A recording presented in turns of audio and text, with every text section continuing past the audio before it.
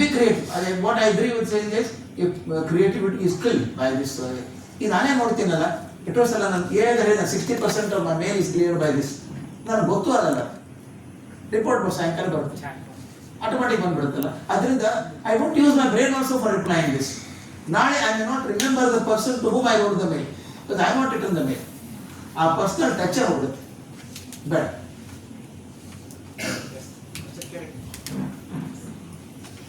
So ನನ್ನ ಹೆಸರು ಪ್ರಣೀಲ್ ಅಂತ. ನಾನು ಈಗ 6th ಕ್ಲಾಸಲ್ಲಿ ಓದ್ತಾ ಇದ್ದೇನೆ, ನೆಕ್ಸ್ಟ್ ಇಯರ್ 7th ಹೋಗ್ತೀನಿ. ನೀವು ಹೇಳಿದ ಹಾಗೆ ನಿಮ್ಮ ಸಮಾಜದಲ್ಲಿ ದಟ್ 2026-2027 ಅಕಾಡೆಮಿಕ್ ಇಯರಲ್ಲಿ AI ಇಂಟಿಗ್ರೇಟೆಡ್ ಅಸೆಸ್ಮೆಂಟ್ ಇರುತ್ತೆ, ಪ್ರತಿ ಸ್ಟೇಜಿಗೂ ಅಸೆಸ್ಮೆಂಟ್ ಇರುತ್ತೆ. ಅದು ನನಗೆ ಮತ್ತು ನನ್ನ ಅಂಥವರಿಗೆ ಹೇಗೆ ಹೆಲ್ಪ್ ಮಾಡುತ್ತೆ ಅಂತ ಸ್ವಲ್ಪ ಎಲಾಬರೇಟ್ ಮಾಡ್ತೀರಾ? ಖಂಡಿತ. ಈಗ ಒಂದು ಸಿಂಪಲ್ ಎಕ್ಸಾಂಪಲ್ ಹೇಳ್ತೀನಿ ನಾನು. If you ask AI what are the important milestones of Indian freedom movement, it gives very clearly. ಅರ್ಥ ಆಯ್ತಾ ಹೇಳಿದ್ ನಾನು? What are the important milestones of Indian freedom movement ಅಂತ ಕರೆಕ್ಟಾಗಿ ಟಕ್ ಟಕ್ ಟಕ್ ಅಂತ ಕೊಡುತ್ತೆ. 10 ಸ್ಟೆಪ್ ಕೊಟ್ಬಿಡುತ್ತೆ ಅದು ಜನರೇಟ್ ಮಾಡಿ. But if you want to really test your intelligence, ask a question of a different kind. What prompted these milestones to happen? You understand? What prompted the milestones to happen ಅಂತ ಹೇಳಿದಾಗ ನಿಜವಾಗ್ಲೂ assessment ಅಲ್ಲ. ಅದು teachers are to be very smart ನಾವು in giving assignments to you. ನಾನು ಒಂದು example ಹೇಳಬೇಕು. ನಾನು UK ದಲ್ಲಿದ್ದೆ, ಒಂದು ವೆರಿ ಫೇಮಸ್ ಯೂನಿವರ್ಸಿಟಿಯಲ್ಲಿ ಪಾಠ ಮಾಡ್ತಿದ್ದೆ. ಅಲ್ಲಿ ಹುಡುಗರೆಲ್ಲ ಇದ್ದರು. ಆ ಪ್ರೊಫೆಸರ್ ಕೇಳಿದ್ರು ಹುಡುಗರಿಗೆಲ್ಲ, you want open book test or close book test ಅಂತ ಕೇಳಿದ್ರು. ಹುಡುಗರು ಖುಷಿ, ಓಪನ್ ಬುಕ್ ಟೆಸ್ಟ್ ಅಂದ್ರೆ ಎಲ್ಲ ಬುಕ್ ಕೊಟ್ಬಿಡ್ತಾರೆ, ಆರಾಮಾಗಿ ಬರ್ಕೋಬಹುದು. ಓಪನ್ ಬುಕ್ ಸರ್ ಅಂದ್ರು. Okay, you come and take the question paper at 9:30, submit before 5 o'clock, can go anywhere in the campus. ಹುಡುಗರಿಗೆ ಏನು ಖುಷಿ, ಎಂಟೈರ್ ಲೈಬ್ರರಿ ಇದೆ, ಕಂಪ್ಯೂಟರ್ ಲ್ಯಾಬ್ ಇದೆ. ಇವ್ರು ಏನು ಲಗ ಹಾಕಿದ್ರು ಉತ್ತರ ಸಿಗಲಿಲ್ಲ. ಕೊನೆಗೆ ಎಲ್ಲರೂ ಫೇಲೆ. ಅವ್ರು ಹೇಳಿದ್ರು, ಚಿಂತೆ ಮಾಡಬೇಡಿ, ನಾನು ನಿಮ್ಮ ಜೀವನ ಹಾಳು ಮಾಡಲ್ಲ, ರಿಲೇಟಿವ್ ಸ್ಕೋರಿಂಗ್ ಇರೋದ್ರಿಂದ 10 ಬಂದವನೇ 100 ಇದ್ದಂಗೆ ರಿಲೇಟಿವ್ ಸ್ಕೋರಿಂಗ್ ಮಾಡ್ಕೊಡ್ತೀವಿ. ನೆಕ್ಸ್ಟ್ ಟೈಮ್ ಏನು ಮಾಡೋಣ, ಕ್ಲೋಸ್ ಬುಕ್ ಓಪನ್ ಬುಕ್? ಎಲ್ಲರೂ ಓಪನ್ ಬುಕ್ ಬೇಡ ಸರ್. ಯಾಕೆ ಹೇಳ್ತೀನಿ ಕೇಳಿ, open book examination really requires the skill on the part of a teacher. ಇದ್ದದ್ದು information, give me the name of, give me the reasons for, ಇವೆಲ್ಲ ಯಾರು AI ಮಾಡಿಬಿಡುತ್ತೆ. Our intelligence is asking a question which AI cannot generate. Don't the teachers become so active, so creative in that? ಆದ್ದರಿಂದ AI 2016 to 26-27 ಇಂದ you are asked to ask questions like this. ಈಗ ನಾನು ಹೆಂಗೆ ಹೇಳೋದಕ್ಕೆ ಗೊತ್ತಾಗ್ತಾ ಇಲ್ಲ. ಸೈನ್ಸ್ನವ್ರು ಯಾರಿದ್ದಾರೆ, science background ಸಾಕಷ್ಟು ಜನ ಇರಬೇಕಲ್ಲ ಇಲ್ಲಿ. ರುದರ್ಫೋರ್ಡ್ಸ್ ಮಾಡೆಲ್ ಅಂತ ಹೇಳ್ತೀವಿ ನಾವು. ನಾನು ರಾಜಾ ರಾಮಣ್ಣ ಸ್ಟೂಡೆಂಟ್, ನಾನು PhD ಗೈಡು. ಹೆಂಗೆ ಕಲಿಸಿದ್ರು ಗೊತ್ತಾ ನಮಗೆಲ್ಲ? ಈಗ ಪಿರಿಯಾಡ್ ಇದು ರುದರ್ಫೋರ್ಡ್ಸ್ ಮಾಡೆಲಲ್ಲಿ ಗೋಲ್ಡ್ ಲೀಫ್ ಅಂತಿದೆ, ಆಲ್ಫಾ ರೇ ಹಾಕ್ತೀವಿ. Most of them went straight, some of them deviated, some of them reflected, some retrace their path. ಆದ್ದರಿಂದ ನಾನೇನು ಕನ್ಕ್ಲೂಷನ್ ಮಾಡಿದೆ, there is a small area called nucleus where protons are there, positive particles are there, electrons are moving around, and large empty space. ಇದು ರುದರ್ಫೋರ್ಡ್ಸ್ model. Ramanna ಏನು ಕೇಳಿದ್ರೆ ಗೊತ್ತಾ ನನಗೆ? ಬಿಡೋದು ರುದರ್ಫೋರ್ಡ್ಸ್ model ಬೇಡ. Imagine all negative charges are in the nucleus and protons are moving around. Draw the alpha ray scattering pattern. ಹುಚ್ಚು. ಬರೀ reflection ಅಷ್ಟೇ ಅಲ್ಲ, ಎಲ್ಲವೂ ಸೆಂಟ್ರಿಗೆ ಹೋಗ್ಬೇಕಲ್ಲ ಅವಾಗ. ಅಷ್ಟೇ ಅಲ್ಲ, collision between A proton and electron compare ಮಾಡ್ಬೇಕು ನೀವು. Proton is heavy, electron is no mass. ಅವ್ರು ಹೇಳ್ತಾರೆ, if proton collides with an electron, it is like a Vande Bharat colliding with a perambulator on the railway track.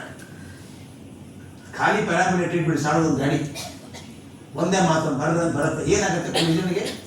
ಮತ್ತೆ ಹಾರಿ ಹೋಗುತ್ತೆ. ಅದು ಏನಂತ ಬರೀತೀರಿ ನೀವು? protons and the electrons at the center ಅಂದಾಗ all protons migrate towards it, knocks off, atom become unstable ಆಗ್ಬೋದು. ಏನೇನಾಗುತ್ತೋ ಗೊತ್ತಿಲ್ಲ, ಅದೆಲ್ಲ ಬರೀರಿ ಅನ್ನೋರು. Only when you understand the interaction between the particles, attractive repulsive forces ಎಲ್ಲ ಗೊತ್ತಾದಾಗ ಮಾತ್ರ ಆಗುತ್ತೆ. ಅವಾಗ ನಿಮಗೆ ರುದರ್ಫೋರ್ಡ್ ಅರ್ಥ ಆಗುತ್ತೆ. Therefore, assignments from you will be more intelligent from the teachers, giving you questions which you can't find the answer from the AI. ಅದನ್ನು try ಮಾಡ್ತಾರೆ.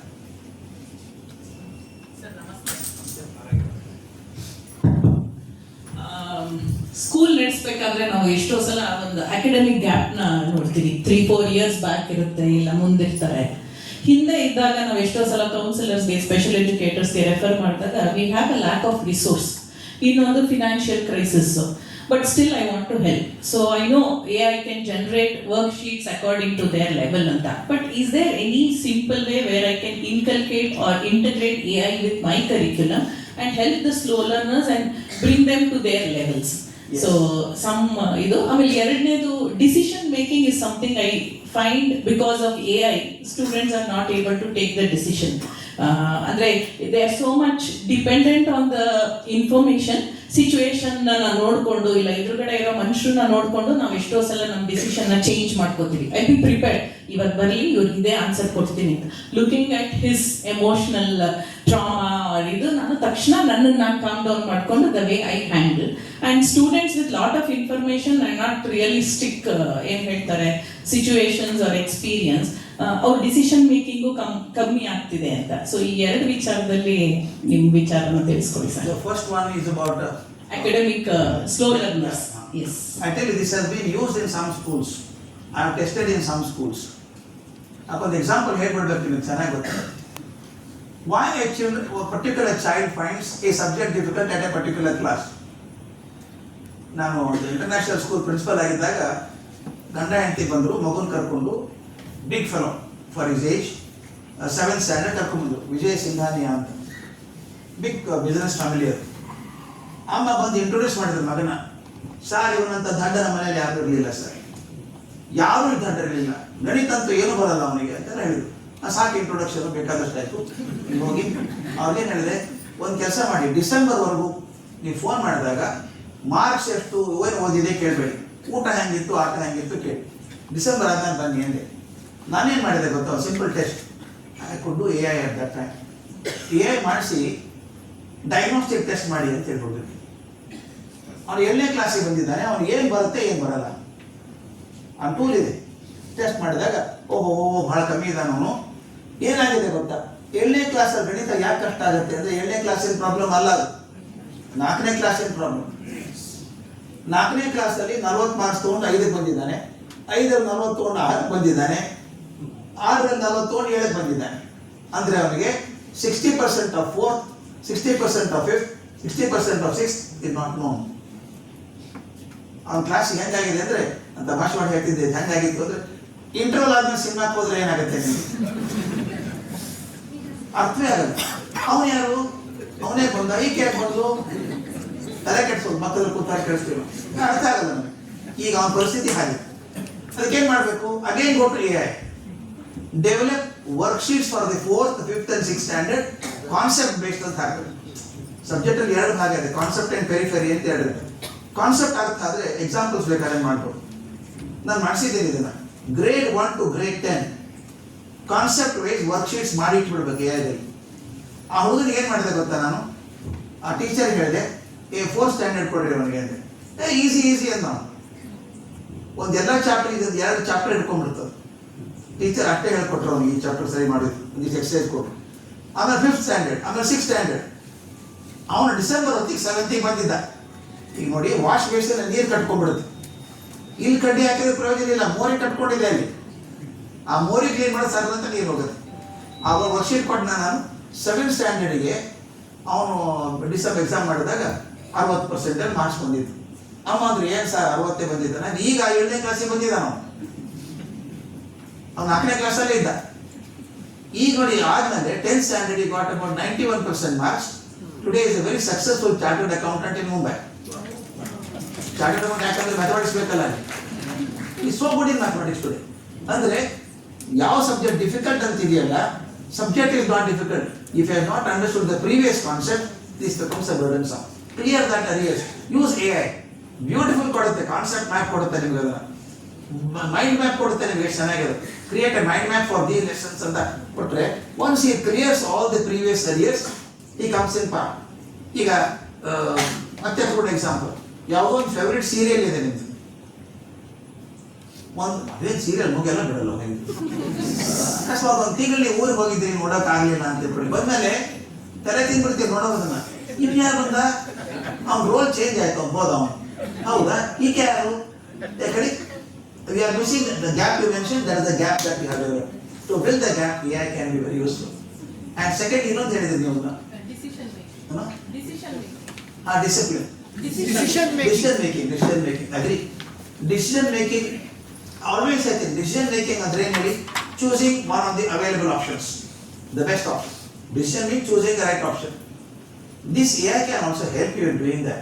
This is for context I have. What are the options for me? If I'm in the emotional level, ನನಗೆ option ಹಿಡ್ಕೋದು ಕಷ್ಟ ಆಗುತ್ತೆ. When you are emotionally upset, getting options is difficult. When your mind is rational, you can find options. ಅದಕ್ಕೇನು ಮಾಡಬೇಕು? Don't do immediately. ತಕ್ಷಣ ಹುಡ್ಕೋಕೆ ಹೋಗಬೇಡಿ. Give options ಅಂತ ಕೊಡಿ. 5-6 option ಕೊಡುತ್ತೆ. Then go on rejecting which is not appropriate. Then finally it helps you. It will not take decision. It helps you to make appropriate decisions. ಕೊನೆಯ ಒಂದು ಪ್ರಶ್ನೆ ತಗೋಬಹುದು, ಯಾಕಂದ್ರೆ ನಮ್ಮ ಸಮಯ 4 ಅಂತ ಅನ್ಕೊಂಡಿದ್ದೀವಿ.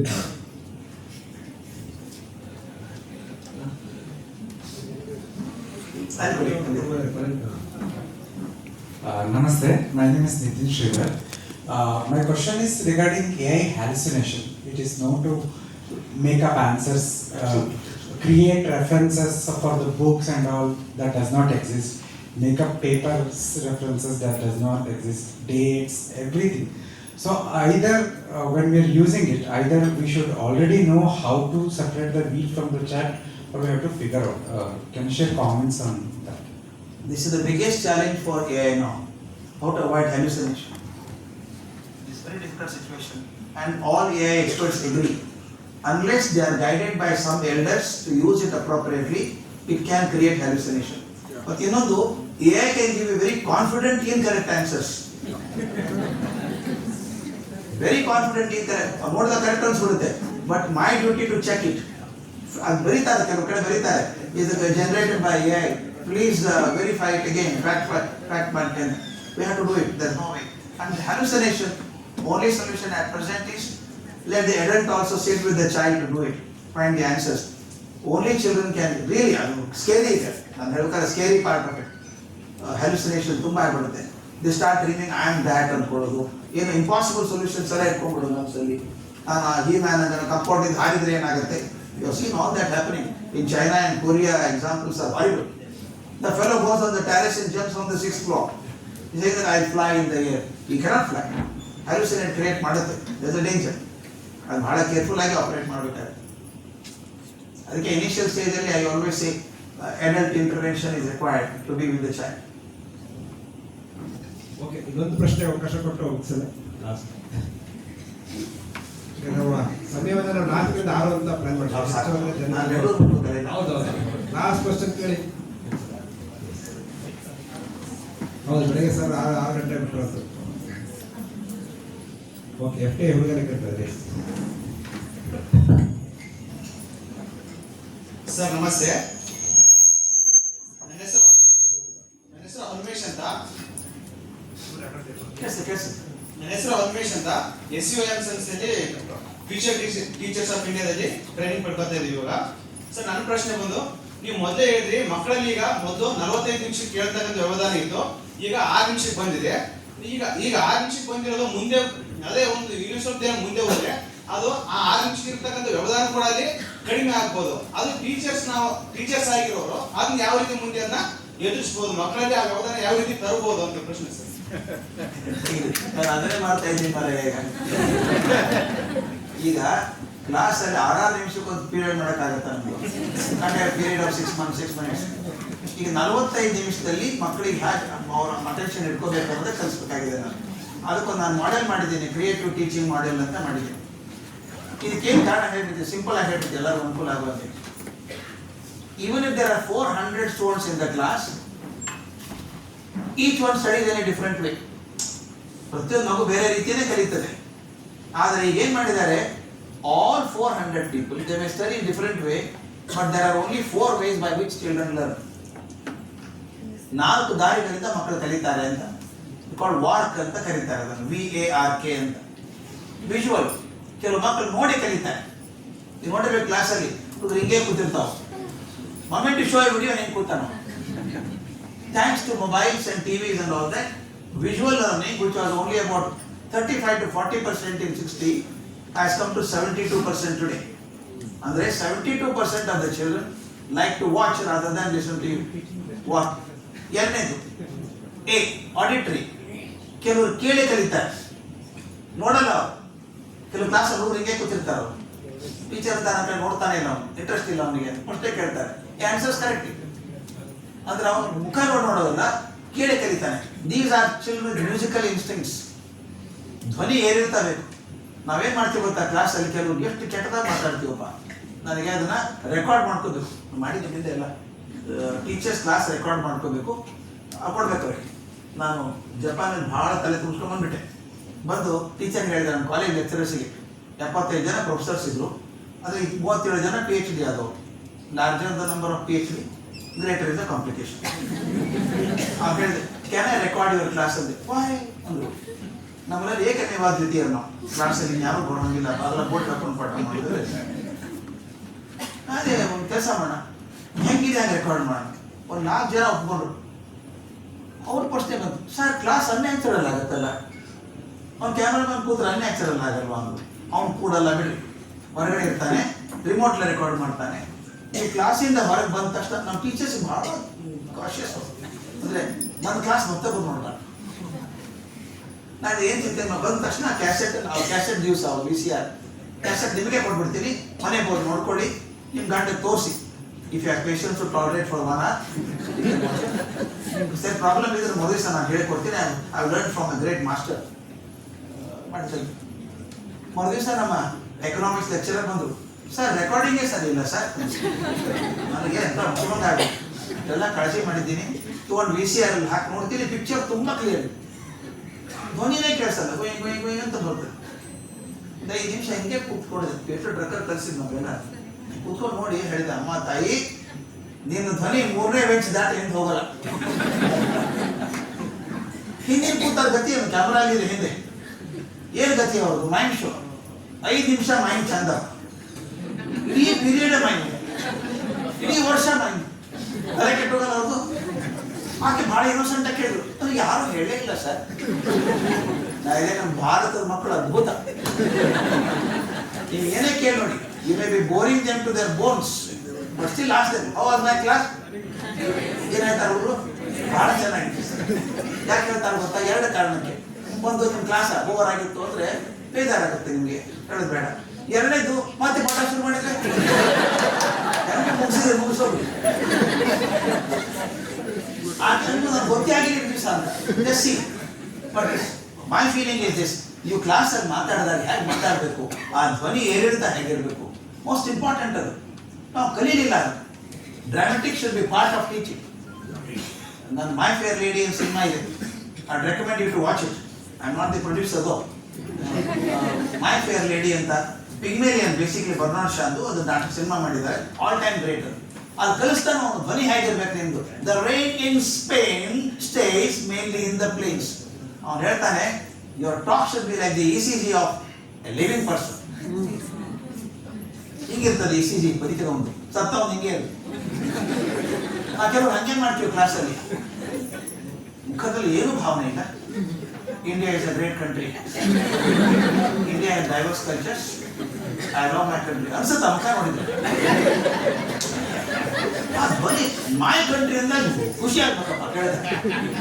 ಆ ಮಕ್ಕಳು ಇರ್ತಾರೆ, ಆಡಿಟ್ರಿ ಮಕ್ಕಳಿದ್ದಾರೆ, ಅದನ್ನು ನೋಡ್ತಿರ್ತಾರೆ ಅವರು, ಅದನ್ನು ಕೇಳ್ತಾರೆ. ವಿಜುವಲ್ ಆಡಿಟ್ರಿ ಆಯ್ತು. 3ನೇ ಮಕ್ಕಳು ಭಾಳ ಒಳ್ಳೆಯವರು, ಅವ್ರು ನಮ್ಮ ಮೇಕ್ಸ್ಗೆಲ್ಲ ಭಾಳ ಪ್ರಿಯವಾದವರು. ಅವರು ಲಾಸ್ಟ್ ಪೇಜಲ್ಲಿ ಕ್ರಿಕೆಟರ್ ಹೆಸರು, ಸಿನಿಮಾ ಹೆಸರು ಬರೆಯಲ್ಲ, ಚಂದ ಕವರ್ ಹಾಕ್ತಾರೆ. ಲೀಡರ್ ಬಂದು ಹಿಂದೆ ಬರ್ತಾರೆ, ಮೇಡಮ್ ಸರಿ ಇದೆ ನೋಡಿ ಮೇಡಮ್, ಯಾವ ಬುಕ್ ಓದ್ರೆ ಕೇಳಿ ಮೇಡಮ್ ಅಂತಾರೆ. ಭಾಳ ಒಳ್ಳೆ ಹುಡುಗರು, ಅವ್ರೇನು ತೊಂದರೆ ಓದಿ ಕಲಿಯೋರು. ಕಡೆ ಕೆಟಗರಿ ಇದೆ ನೋಡಿ, ಕೈನೆಸ್ಥೆಟಿಕ್ ಅಂತ. ಅವ್ರ ಕ್ಲಾಸಲ್ಲಿ ಅವ್ರು ಸುಮ್ಮನೆ ಕೊಡೋ ಸಾಧ್ಯ, ಅವರು ಸುಮ್ಮನೆ ಕೊಡೋರಲ್ಲ. ನಿಮ್ಮಲ್ಲಿ ಎಷ್ಟು ಜನ ಇದ್ದಾರೆ ಅಂತ ಅವ್ರಿಗೆ ಗೊತ್ತಾಗಬೇಕಾದ್ರೆ ನಾಳೆ ಕ್ಲಾಸಿಗೆ ಹೋದಾಗ ಮುದ್ದಾಮ ಏನೋ ಮರ್ತು ಹೋಗಿ, ಅಟೆಂಡೆನ್ಸ್ ರಿಜಿಸ್ಟರು ಬುಕ್ ಮರ್ತು ಹೋಗಿ, ಕ್ಲಾಸ್ ಹೋಗಿ ಅರೆ I forgot my diary, cool bring it from the staff room ಅಂತ ಕೇಳಿ. 4 ಜನ ತಯಾರಿ ಇರ್ತಾರೆ, they are more comfortable outside the classroom. ನೋಡಿ, ಅವರು ಓದಕ್ಕೆ ತೂಕಡಿಸ್ತಾರೆ, ಕ್ಲಾಸಲ್ಲಿ ತೂಕಡಿಸ್ತಾರೆ. To tomorrow there is an inter-school competition. Yes sir, ready sir. Picnic ಹೋಗೋಣ ರೆಡಿ ಆಗ್ತಾರೆ. ಅವ್ರು ಇಟ್ಕೊಳ್ಳೋದು ಹೆಂಗೆ ಇಟ್ಕೊಳ್ಳೋದು ನಾವು 4 ಜನನ, ಇದಕ್ಕೆ 4 ಜನ ಇಟ್ಕೊಳ್ಳೋ ಹಾಗೆ ನಾವು ಪಾಠ ರೆಡಿ ಮಾಡಿ ಲೆಸನ್ ಪ್ಲಾನ್ ಮಾಡ್ತೀವಿ. ಅದನ್ನೇ ಮಾಡಿಸ್ತಾ ಇದ್ದೀನಿ ನನಗೆ. ಆ ಮಾಡಿದಾಗ ಏನಾಗುತ್ತೆ ಗೊತ್ತಾ, ಆ 4 ಜನ ಇದ್ದಾಗಲೇ ಹುಡುಗರು ಅವ್ರವ್ರ ಆಸಕ್ತಿ ಪ್ರಕಾರ ಇಟ್ಕೊಂಡು ಹೋಗ್ತಾರೆ. ಕೆಲವರು ವಿಜುವಲ್ ಇದೆ, ಕೆಲವರು ಆಡಿಟರಿ ಇದೆ, ರೀಡ್ ರೈಟ್ ಇದೆ, ಕೈನೆಸ್ಥೆಟಿಕ್ ಇದೆ. ಅದು ನಾನು ಮೋರ್ ಸಿಂಪಲ್ ಮಾಡಿ ಫಿಸಿಕಲ್, ಇಮೋಷನಲ್, ಇಂಟೆಲೆಕ್ಚುವಲ್, ಸ್ಪಿರಿಚುವಲ್ ಅಂತ ಮಾಡಿದ್ದೆ. ಆ 4 ಥರ ಲೆಸನ್ ಪ್ಲಾನ್ ಮಾಡಿದರೆ 45 ಮಿನಿಟ್ಸ್ ಅಲ್ಲ, ಕೆಂಚಿದ ವೆಂಕಟೇಶ್ 2 hours also. ಈ ಬೆಳಗ್ಗೆ ಕೂಡ ನಮ್ಮ 6 ಜನ ಟೀಚರ್ಸ್ ಇದ್ರು ಇಲ್ಲಿ. I did not give break also today. Not ನಾನು ಹೇಳ್ಕೊತೀನಿ ಅಂತಲ್ಲ, 2.5 hours no break at. Is it not right? We should hold the audience like that. ಎಲ್ಲಾನು ಬೇಕಲ್ಲ, ಆಡಿಯೋ ವಿಜುವಲ್ ಎಲ್ಲ ಬೇಕು. ಅದನ್ನ ದಯವಿಟ್ಟು ನಾವು ಪ್ರಾಕ್ಟೀಸ್ ಮಾಡಿದ್ರೆ teachers children will be grateful to you.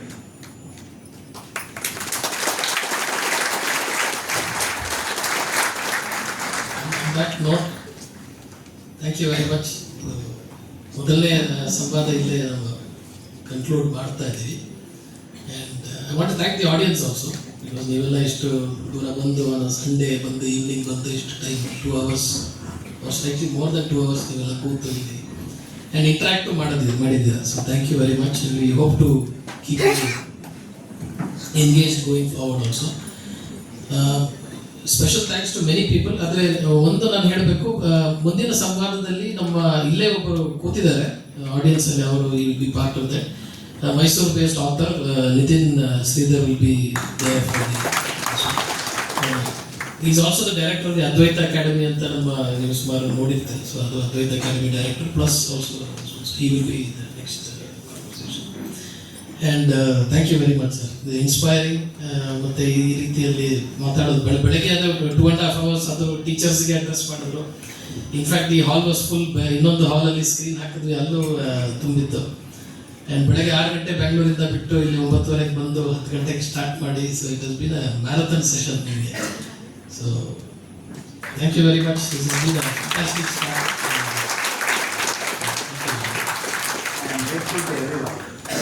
ಇದೊಂದು ಸಣ್ಣ ಎಕ್ಸ್ಪೆರಿಮೆಂಟ್. ಅಂದರೆ ಫಸ್ಟು ಪಾಡ್ಕಾಸ್ಟ್ಗಳಿಂದ ಸಾಕಷ್ಟು ಬರ್ತಾ ಇದೆ. ಸೊ ಮುಖತಃ ಒಂದು ಮಾಡಬೇಕು ಅಂತ ಒಂದು ಎಕ್ಸ್ಪೆರಿಮೆಂಟು. ಇದರಲ್ಲಿ ಇದನ್ನು ಇಂಪ್ರೂವ್ಮೆಂಟ್ ಮಾಡ್ಬೋದಾ ಅಥವಾ ಬೇರೆ ಥರದಲ್ಲಿ ಮಾಡ್ಬೋದು, ಇದೆ ಸಜೆಷನ್ಸ್ಗೆಲ್ಲ ವೆಲ್ಕಮ್ ಇದೆ. ಸಾಕಷ್ಟು ಜನಕ್ಕೆ ನಂಬರ್ ಇರ್ಬೋದು, ನಮ್ಮದು ವಾಟ್ಸಪ್ ಇನ್ವಿಟೇಷನ್ ಕಳಿಸ್ಕೊಟ್ಟಿದ್ದೀರಾ, ಅದ್ರ ನಂಬರ್ ಇದೆ.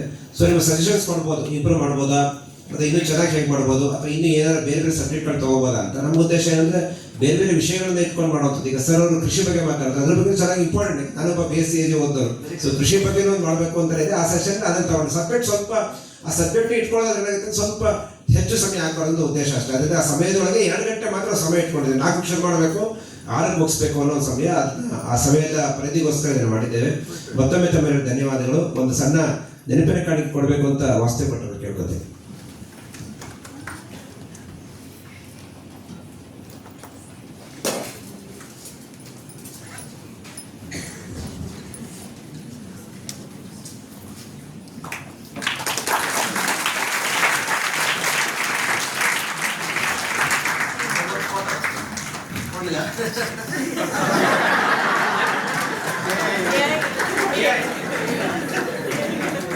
ನನಗೆ ಗೊತ್ತಿದ್ದದಂದ್ರೆ 80ನೇ ಇಸ್ವಿಯಲ್ಲಿ ನನ್ನ ಪರಿಚಯದೊಬ್ಬರು ಲಂಡನ್ನಲ್ಲಿ ಥೇಮ್ಸ್ ನದಿ ದಂಡೆ ಮೇಲೆ ಮದುವೆ ಮಾಡಿದ್ರು. ಮಗಳು ಭಾರಿ ಶ್ರೀಮಂತ ಆಗ ಮದುವೆ ಮಾಡಿದ್ರು. ಮರುವಾರ ಮತ್ತೊಮ್ಮೆ ಮದುವೆ ಮಾಡಿದ್ರು. ಯಾಕಂದ್ರೆ ವಿಡಿಯೋ ಟೇಪ್ ಕಟ್ ಆಗ್ಬಿಟ್ಟಿತ್ತು. Who is more important in marriage? Photography is important.